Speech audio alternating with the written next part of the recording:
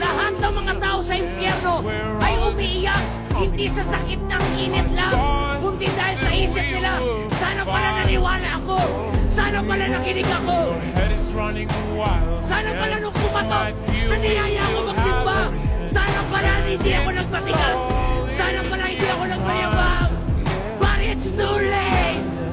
Sana pala nagpapapguys ako, sana pala nagpabible study ako, sana pala hindi ko tinatawanan yung pastor na nagsasalita. Kaya merong krusada na ganito. Bakit hindi mo biro ang impyerno? Totoo po ang impyerno, mga kapatid.